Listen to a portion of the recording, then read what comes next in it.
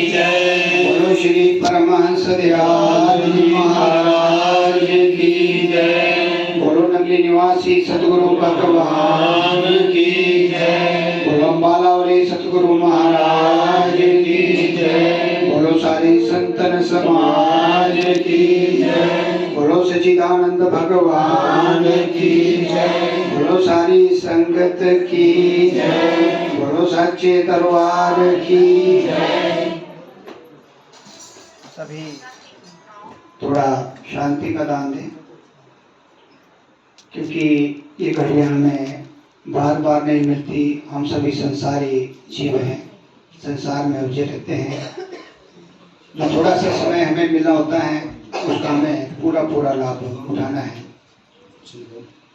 सत्यम बोधमयम नरोममलम प्रत्यक्षमेव सर्वेश्वरम् रत्नैर्मण्डित शीर्षशूरमुक्तं श्वेतांबरे शोभितं मुक्तमाल्यविभूषितं च कीर्त्यं सिंहासनसंस्थितं भक्तानां वरदं प्रसन्नवदनं श्री सद्गुरुं नौम्यहं श्री सद्गुरुं नौम्यहं।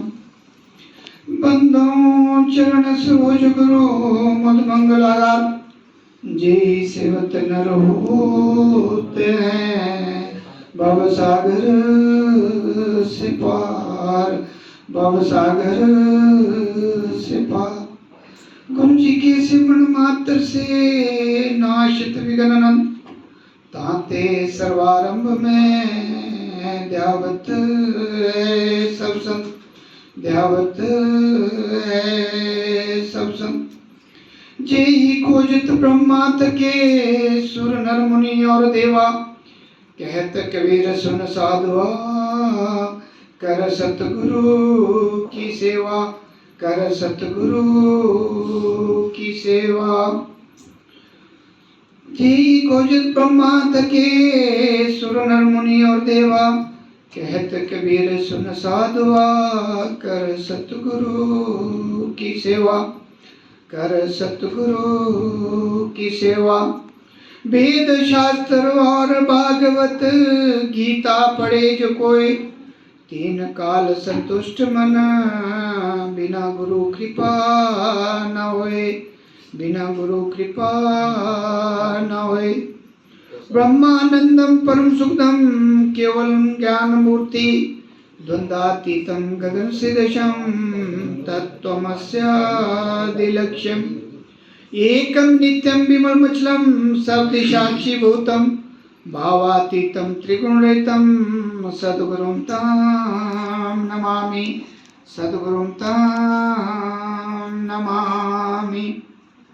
गुरु ब्रह्मा गुरु विष्णु गुरुर्देवो महेश्वरा, गुरुर् साक्षात् परम ब्रह्म तस्मै श्री गुरुवे नमः, तस्मै श्री गुरुवे नमः। तुमेव माता च पिता तुमेव, तुमेव बंधु च सखा तुमेव, तुमेव विद्या द्रविणं तुमेव, तुमेव सर्वं मम देव देव।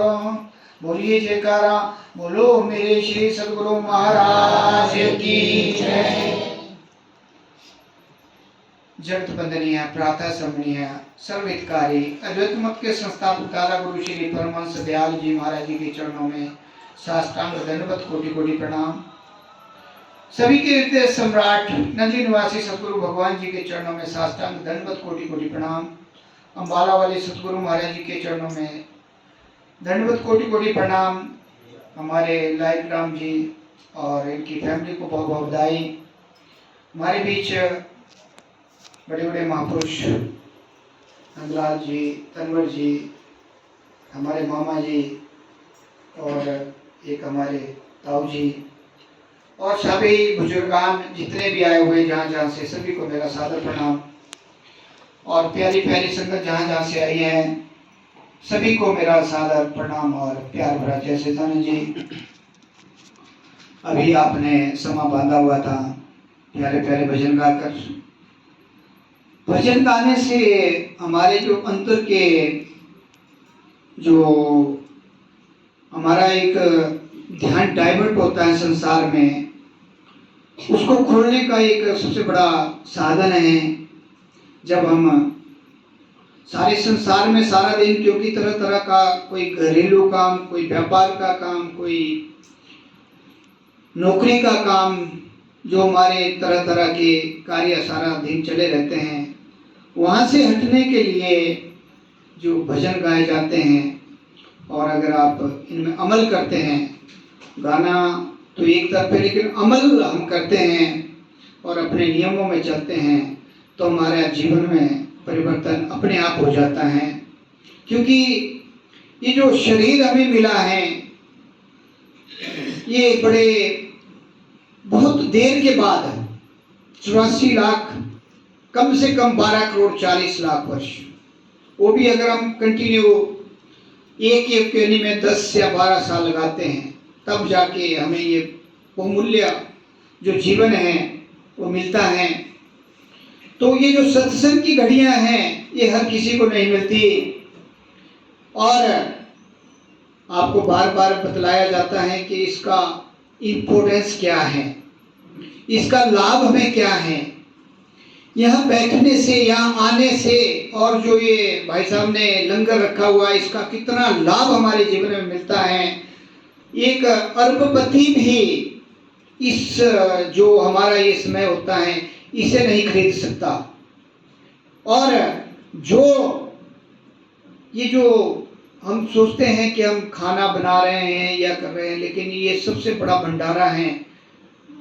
जो एक एक ग्रास की वैल्यू अगर लगाई जाएगी, जब समय आएगा तब इसकी वैल्यू का पता लगता है कि इसका हमें क्या लाभ मिलता है। क्योंकि पहले ही, जैसे चाहे गुरबाणी में ले लो, चाहे पुराणों में ले लो, चाहे शास्त्रों में ले लो, कि हमारे जीवन का, चाहे हम असली कमाई करते हैं चाहे नकली कमाई करते हैं, नकली कमाई संसारिक कमाई है जो संसार को चलाने के लिए, जीवन को चलाने के लिए है, फैमिली को चलाने के लिए है, उसमें से हमारा 10वां हिस्सा अगर लगता रहता है तो हमारी शुद्धता बढ़ती जाती है, जो हम संसारिक कमाई करते हैं। उसी तरह अध्यात्म में आता है कि अगर हम 24,000 का खर्चा शरीर के लिए करते हैं, तो उसमें से 2,500 सांसें 10वां बनता है, वो हमें डेली गुरु महाराज जी की चरण शरण में, अपने इष्ट की चरण शरण में, जो भी आपके महाराज जी हैं, जो आपके गुरु हैं,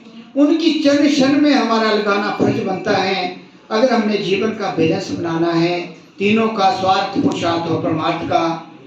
तो इसलिए जब हम सत्संग में बैठते हैं तो हमारे अंदर के जो विकार हैं, जो असली शत्रु हैं, बाहर हमारा कोई शत्रु नहीं है, अंदर हमारे शत्रु बैठे हैं। सबसे बड़ा मन को कंट्रोल करने की विधि आपको बताई गई है, उसके साथ मन ने रखे हुए काम, क्रोध, लोभ, अहंकार। और जब हम सत्संग में बैठते हैं तो ऐसा शायद आप भी अनुभव करते होंगे कि जो काल और माया का जो प्रभाव है वो अपने आप ही दूर हो जाता है। हम ऐसा अनुभव करते हैं क्योंकि जब हम संसार में रहते हैं, जैसे हम सारा दिन आज कई काम में लगे हुए थे, देख रहे थे, तो हमारा मन संसार में लगा रहता है। लेकिन जब हम वहां से आकर सत्संग के इस पंडाल में, इस गुरु महाराज जी की चरण शरण में बैठ गए, तो हमारा मन एक तरफ हो गया है। इसमें हमें केवल गुरु महाराज जी नजर आते हैं, बाकी कुछ भी नजर नहीं आता। एक तरफ से हम शून्य पे आ जाते हैं, और इसमें सभी आप जो घर का या इधर उधर का जो भार है उसको छोड़कर बैठे होंगे, तो इस समय वो शून्य पे हैं। और जब जीव शून्य पे होता है तो उसका नजारा ही कुछ और होता है। जैसे भी आप भजन गा रहे थे, उसमें भी माहौल शून्य का ही बनता है। और जब आप 4 बजे उठकर गुरु महाराज की चरण शरण में अपना शुक्रिया करके इनका थोड़ी देर बैठते हैं, तो भी हम शून्य पे चले जाते हैं। और जो इस अभ्यास को करता है उसे मालूम है कि कितना आनंद इनकी चरण शरण में आता है। जैसे भी मैं भजन गा रहा था, उसमें कहा गया है कि यही कृष्ण है, यही राम है, यही नानक है, यही कबीर है, यही गगन है, यही पृथ्वी है। तो इससे आगे हमें और क्या चाहिए? जब सब कुछ ही हमारे गुरु महाराज जी हैं, तो उससे आगे हमें क्या चाहिए? जब हमारे पिता परमेश्वर का हाथ हम सब पर है तो उससे हम क्या मांगेंगे? हम तो केवल इनके चरणों के दास बनकर, इनकी चरण शरण में रहकर, इनकी गाथा का अगर हम गुणगान करते हैं तो इसमें कहा जाता है कि हम सौभाग्यशाली, इस संसार के सबसे सौभाग्यशाली जीव हैं। और हम कुछ ऐसा कर्म करके आए हैं और ऐसा कुछ कर्म कर रहे हैं कि हमारी लीव इनके साथ जुड़ गई है। और अगर हम अभ्यास करते हैं तो ये धीरे धीरे आगे बढ़ती जाएगी।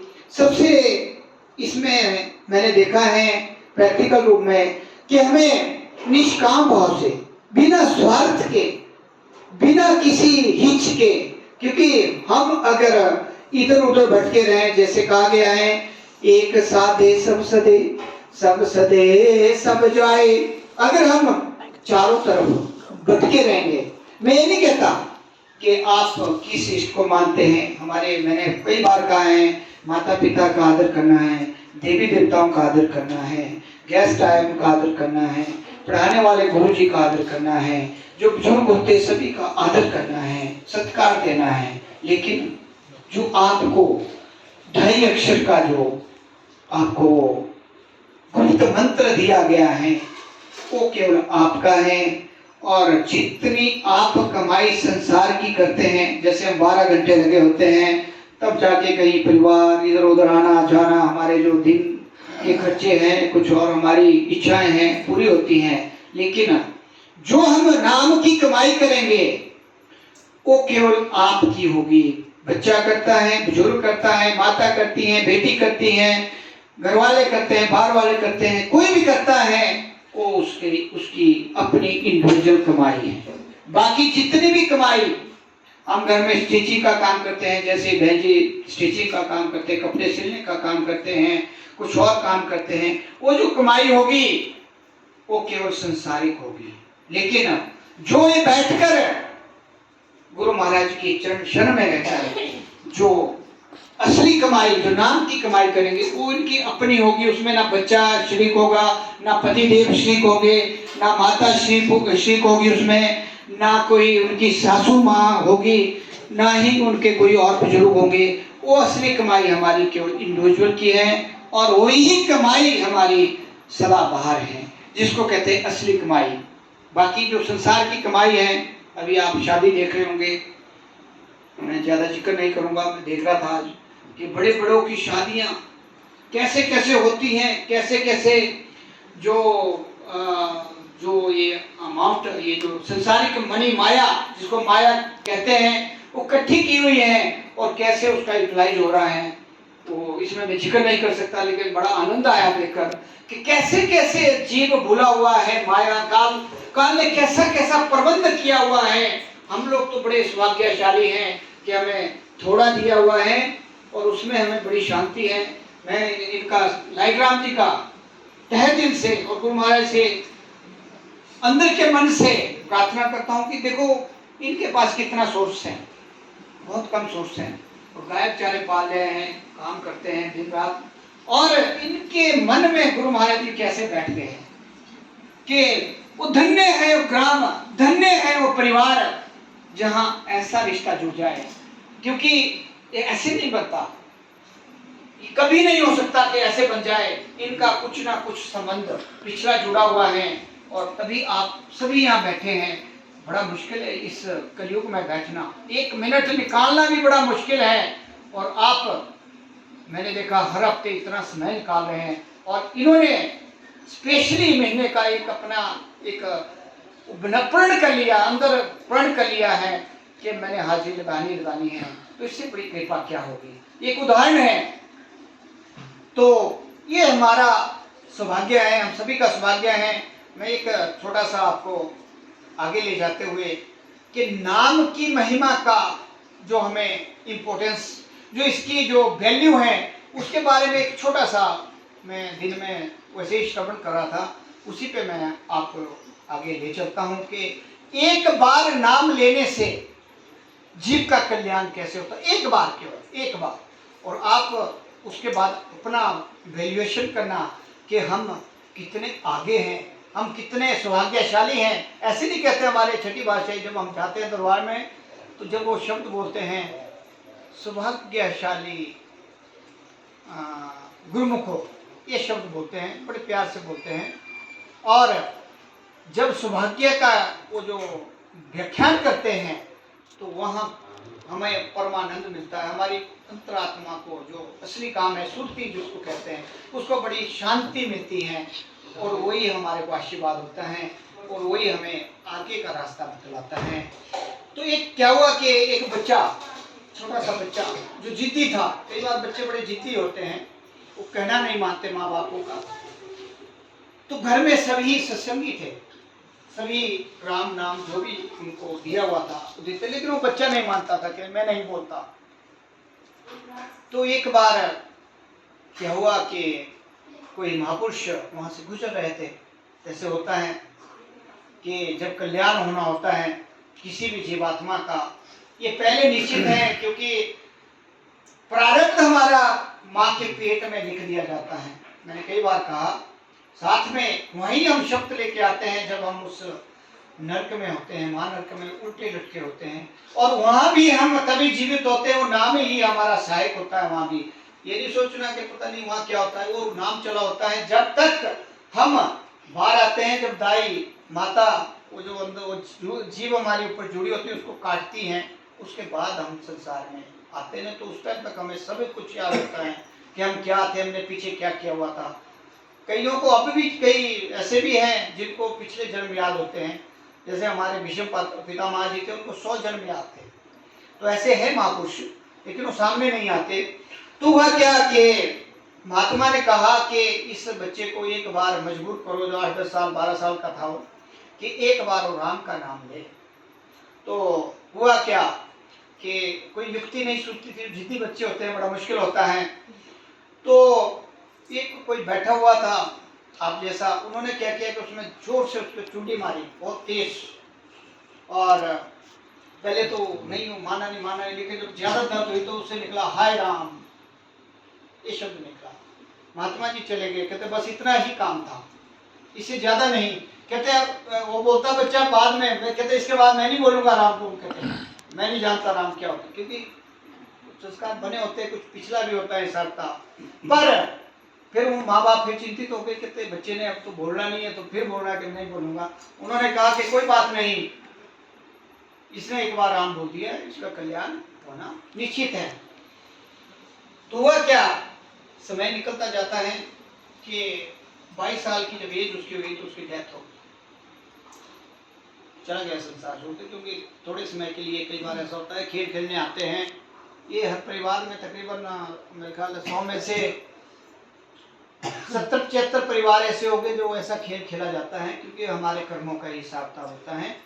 मैं बार बार कहता हूँ कि जो संसार में हम आए हैं ये सब एक खेल है, हम एक रोल अदा कर रहे हैं।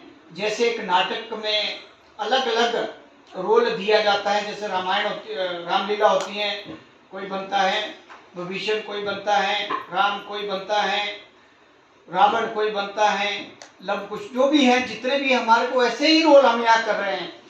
आप देखना, कभी मैंने प्रैक्टिकल रूप में देखा है कि जब आपको मुसीबत आती है, थोड़े दिन आपकी सहायता करेंगे घर वाले, बाहर वाले, अपने प्राय जितने भी है, अगर वो ज्यादा बढ़ेगी तो फिर वो उब जाएंगे और वो आपको ये दुआ करेंगे कि जल्दी निपटारा हो, क्योंकि समय नहीं है।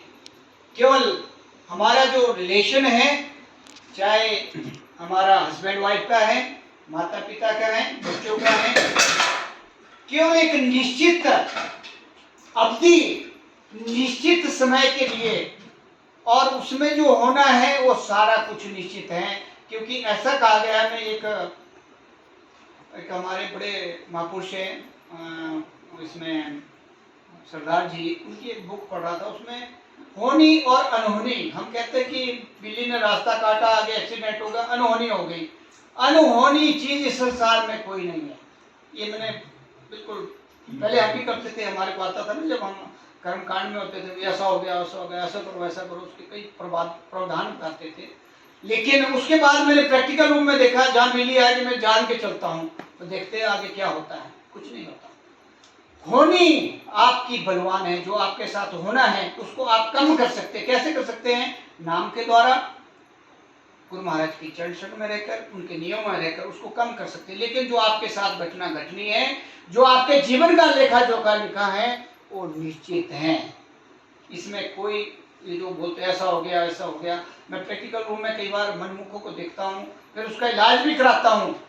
मतलब मेरे पास कुछ ऐसे पीछे से चलते आए, तो इसमें तो मैं भी 10 सालों से आया। उससे पहले का जो मेरा जीवन है उसमें मेरे पास 100-200 किताबें रहती थी मनमुखों के लिए। जो भी मेरे पास आता था मैं अपने आप ही उनको बुक देता था कि ये लो, आपको ये प्रॉब्लम है, और उनका समाधान जब उनका हो जाता था तो आते थे वो मेरे पास, भाई ये हो गया। उसके बाद कोशिश हमारी ये रहती है कि नाम की तरफ बढ़े, क्योंकि ये तो पिछले ये संसार के काम है हमारे। तो होते होते क्या हुआ कि उसकी डेथ हो गई, और अब आगे का प्रोसेस कैसे चलता है मनमुखों का, गुरुमुखों का, तो आपने पहली लाइन में पढ़ा है कि त्रासदी से हम बच जाते हैं जब हम नाम, हमारे गुरु महाराज की चरण शरण में नाम हमें मिल जाता है। लेकिन जो मनमुख होता है उसका प्रोसेस कैसे चलता है? जैसे उस बच्चे की डेथ हुई 22 साल में, और होता क्या है कि यमदूत आते हैं और उसके सूक्ष्म शरीर को ले जाते हैं। रास्ते का प्रोसेस तो आपने पढ़ा ही होगा, गरुड़ पुराण में पूरा है, कैसे कैसे हमें जाना पड़ता है, कैसे कैसे रास्ता काटना पड़ता है, कैसे कैसे हमारे पुण्य खत्म हो जाते हैं रास्ते में। ये सारा बड़े लंबे चौड़े हैं, कुछ कुछ हम बीच में बताते रहते हैं। और हुआ क्या कि जब वो धर्मराज की कचहरी में पहुंचा, अभी भाई साहब कह रहे थे कि वहाँ ना दलील होती, ना अपील होती, और ना ही वकील होता है। आप अपने वकील वहाँ खुद होंगे, जो आपने सत्य कर्म किए होंगे उसका हिसाब किताब केवल आपका होगा। मैं बार बार कहता हूँ कि पत्नी दीवार तक, ये सारा समाज शमशान तक, बेटा बेटी अग्निदान तक। वो जो बता रहे थे ना भाई, तेरे मुंह में गंगा जल पाया जाएगा, उसके बाद एक कुछ और गाया उन्होंने स्टेजा, वो बिल्कुल सही है। क्योंकि जो दीवा हम बाहर जला रहे हैं वो हमारे अंदर जल रहा है, उसको जगाने की विधि आपको नाम दिया गया है, उसको अंदर जगाओ। बाहर के दीवे की जरूरत ही नहीं है। ये तो केवल एक परंपरा है, जिसको परंपरा कहा जाता है, बाकी कुछ नहीं है। वो पिंडदान होते हैं कि उसको वो लगेगा, फलाना लगेगा। इसके बारे में अगली बार मैं एक और दूंगा, जो गुरु नानक देव जी ने प्रैक्टिकल रूप से, मतलब एक बहुत ही अच्छा जो इन चीज़ों के बारे में प्रसंग है, उसको अगले एपिसोड में आपको देंगे। तो ये सारा कुछ बाहर का दिखावा है, बाहर का भ्रम है। जैसे संसार का भ्रम है, हमने अंदर जाना है, अंदर असलियत है, बाहर सारा मिथ्या है। उसी तरह जो हम ये करते हैं, जो इन्होंने भजन गाया उसमें सारी चीजें दिखाई हैं, लेकिन एक एक चीज का पंक्चुएट करना, इसके लिए पूरी रात लग जाएगी। तो फिर क्या हुआ कि जब वो सूक्ष्म शरीर अपना यात्रा जो चलती है मनमुख की, वहां पहुंचा, तो धर्मराज के पास खाता खोला गया चित्रगुप्त के द्वारा। जो हमारे अंदर है, चित्र और गुप्त अंदर ही होता है, जो हमारा सारा खाता लिखा जाता है, एक एक सेकंड का हिसाब किताब होता है। हम ये देखते हैं कि हम चोरी कर रहे तो हमें देख नहीं रहा है, हम गलत काम कर रहे हैं हमें कोई देख नहीं रहा है, लेकिन सब कुछ नोट हो रहा है, एक एक सेकंड का हिसाब किताब। जब हम ऊपर जाते हैं तो सामने वो पिक्चर खुली जाती है। अगर आप कोई प्रश्न करेंगे वो सामने उसी समय का वो सामने दिखाएगा कि आपने ये किया है। इसलिए बड़े ध्यान से ये बातें अपने, चलो पीछे हो गया, आगे का जो जीवन है उसमें सत्य कर्म, अच्छा कर्म करो। अपने मन से किसी के प्रति द्वेष, ईर्ष्या, द्वेष, जो जेलसी हम करते हैं, या किसी की चुगली, इन चीजों को हटा के एक सात्विक जीवन, बड़े आराम से, हमने क्या लेना किसी से, हम तो इंडिपेंडेंट आत्मा है, सभी हम एक ही तो है, ना स्त्री है, कोई स्त्री है ना पुरुष है, सब एक तो है। हम क्यों एक दूसरे के पीछे पड़े रहे, जैसे चला हुआ है संसार का। हम यही सत्संग की, हमारे सत्य का ज्ञान ही तो सत्संग है। तो फिर क्या हुआ कि जब वो खोली गई तो उससे पूछा गया, भाई इसके खाते में तो राम नाम जो भजन है इसने कुछ नहीं किया पूरे जीवन में, जो भी इसका 22 साल का जीवन था। तो चित्रगुप्त जी थोड़ा बताते कि एक बार गलती से कहते इसको प्रेशराइज किया गया, तो एक बार उसने राम का नाम लिया। अब सारे, क्योंकि ऐसा होता है वहाँ भी सभा बैठती है, जैसे हमारी दिल्ली में बैठती है, हमारी स्टेट की बैठती है असेंबली, वहाँ भी असेंबली बैठती है पूरी। तो धर्मराज के पास उसका प्रस्ताव रखा कि एक बार तो सर राम राम बोला है, और अब इसी से पूछा जाए कि भाई इस राम जो गलती से कहीं बोला है, एक बार बोला है, इसका उसको क्या मतलब फल दिया जाए। बाकी तो उसका सारा नरक का ही है, क्योंकि उसने कोई कर्म नहीं किया अच्छा।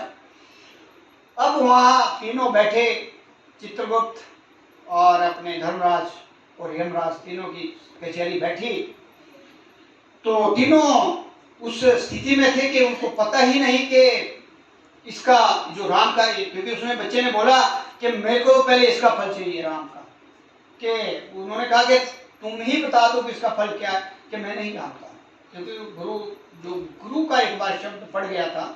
आपको मैं वहीं ले जा रहा हूँ कि गुरु का होना क्यों जरूरी है। अगर हम वैसे कर्मकांड में कितने भी पाठ कर ले, 16-16 22 घंटे भी बैठ ले, उसका इम्पैक्ट कुछ और है। लेकिन गुरु के द्वारा दीक्षित, ये श्रीमद् भागवत गीता के गर्भ गीता में इसका जिक्र आता है पूरे वर्णन के साथ। इसमें प्रश्न किए गए हैं कि गुरु क्या होता है, दीक्षा क्या होती है, और इन दोनों का जब मिलन होता है तो हमारे जीवन में क्या उसका लाभ होता है, उसका क्या फल मिलता है। यहाँ भी गुरु के द्वारा शब्द बच्चे से जपाया गया है, इसलिए इसका इम्पैक्ट क्या होता है। तो उन्होंने कहा कि अब जब तीनों की कचहरी बैठी तो उसका निर्णय नहीं कर पाए कि राम का नाम एक बार बोला, इसको क्या इसका फल दिया जाए। तो उन्होंने प्रस्ताव रखा कि ब्रह्मा जी के पास चला जाए। तीनों उस बच्चे को सूक्ष्म शरीर को लेकर ब्रह्मा जी के पास गए। ब्रह्मा जी ने बोला इसका समाधान भोले शंकर जी करेंगे। वो तीनों ब्रह्मा जी भी साथ चल पड़े, भोले शंकर जी के पास पहुंच गए। तो भोले शंकर जी ने बोला कि मेरा काम नहीं है, और मैं करूंगा तो थोड़ा गड़बड़ हो जाएगा, क्योंकि ये संविधान मेरे पास नहीं है। आप ऐसा करो कि हरि जी के पास जाइए, वो इसका समाधान करेंगे और वो बेटर जज हैं। तो वहां से भोले शंकर भी साथ चल दिए, और वो अपने ब्रह्मा जी भी, और तीनों यमराज, धर्मराज और चित्रगुप्त साथ में सूक्ष्म श्री पहुंच गए हरि के पास।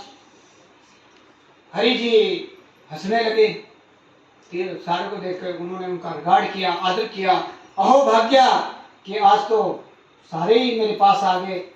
और रुक्मिणी जी वहाँ से अलग में देख रही थी, उन्होंने भी उनसे जो भी होता है किया।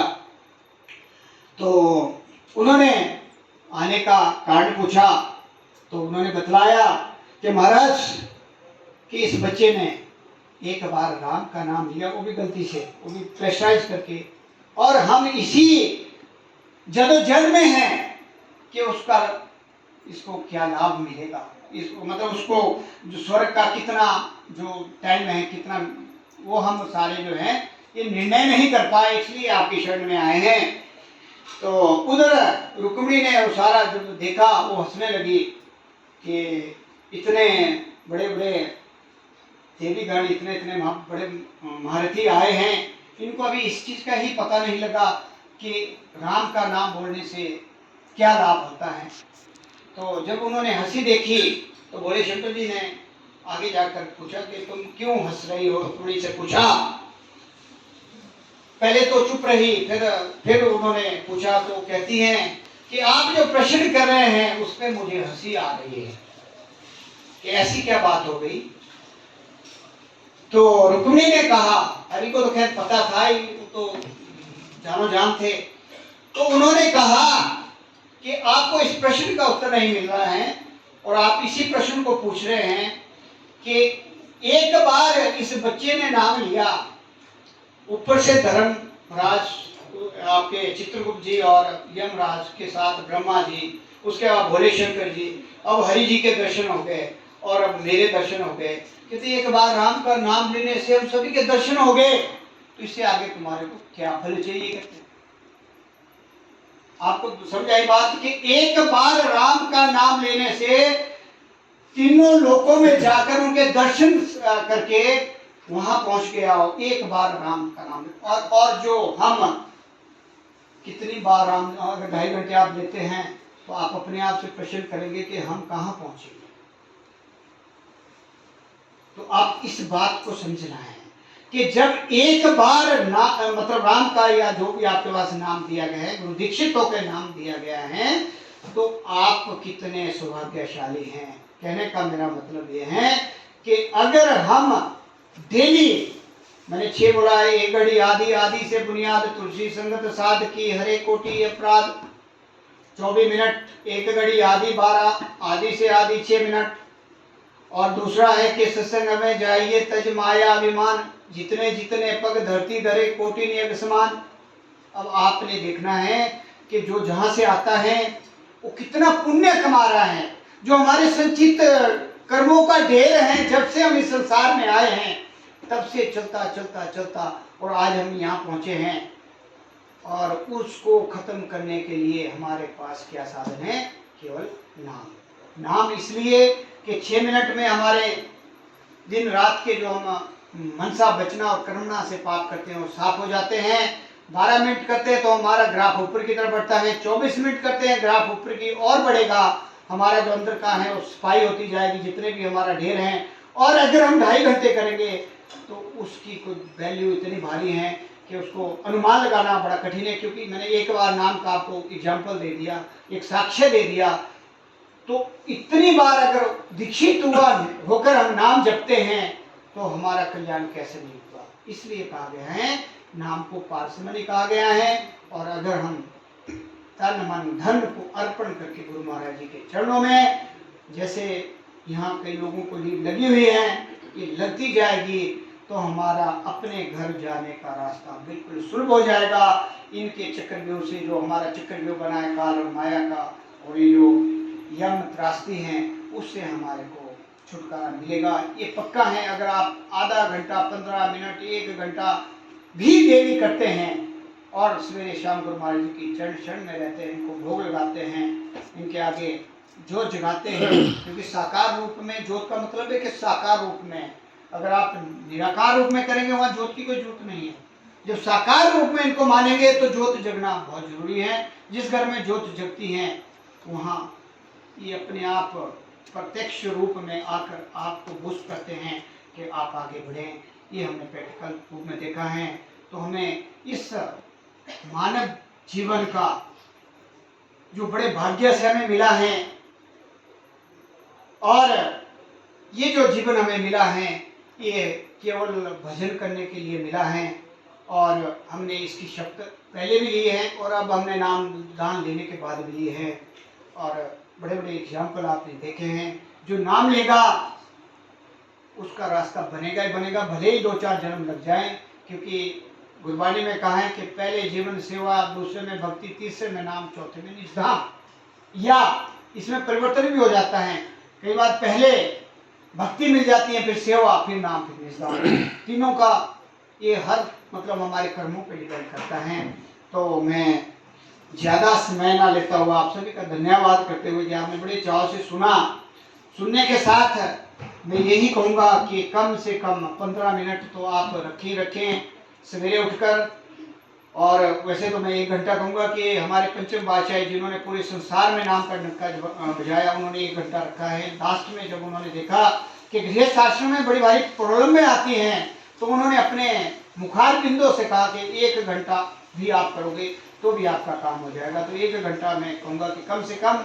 और शाम को सोने से पहले, मान लो आपने सारा दिन हम बिजी रहे, तो कम से कम जब आप सोते हैं तो 15 मिनट आप सोने से पहले बिस्तर में ही करेंगे तो भी आपको उसके बराबर आपका। क्योंकि जब हम शाम को सोते हुए करेंगे तो जैसे जैसे हम सोएंगे वो सारी घड़ियाँ हमारी उसी में गिनी जाती हैं, ऐसा उसमें लिखा गया है। वो कंटिन्यू आपको उसका लाभ मिलेगा सवेरे तक का। आपको दिन की जरूरत भी नहीं, जो मतलब कई बार रह जाता है। तो शाम को 15 मिनट सोने से पहले जरूर करें। सभी जितने भी नाम वाले हैं और जिन्होंने नाम नहीं लिया है वो एकदम से तैयार हो जाए। क्योंकि ये जीवन उस दिन से शुरू होगा जिस दिन आपको नाम मिलेगा। पहले का जीवन आपका बर्बाद हो गया है। वो किसी भी क्या में नहीं, उसमें वही हाल होगा जो मैंने बताया कि गरुड़ पुराण के अनुसार होता है।